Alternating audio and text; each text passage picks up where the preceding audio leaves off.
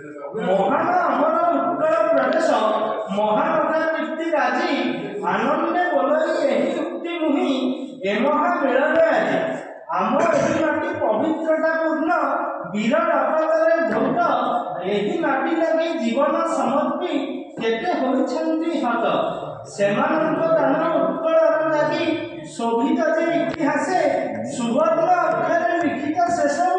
जहाँकि हृदय स्पर्शे पराधीन थिला आमरी उत्कल आउ उत्कलर भाषा आम राइजर केतेक अंचल थिला तो अन्यत्र मिशा सेही समय तुमरी उद्भव होइथिला हे पूज्य सेही समय तुमरी उद्भव होइथिला हे पूज्य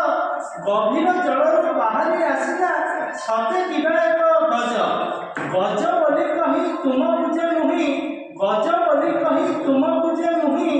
असम्मान करू नाही सुना कलसी ढाली रजे पानी हसिला उत्कल भूई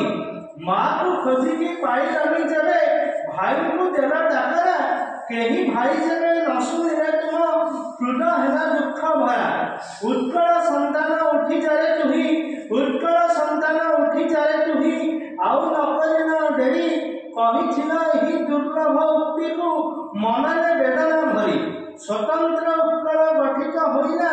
तुमरी प्रचेष्टा बळे स्वतंत्र उत्कल गठित होइला तुमरी प्रचेष्टा बळे वास्तव रे तुमे उत्कल गौरव रहिथिबो काळे काळे उत्कल गौरव मधुबाबुंकर स्थान प्रति हृदय रे उत्कल गौरव मधुबाबुंकर स्थान प्रति हृदय रे एबे भी कहांक कथा को भाबिले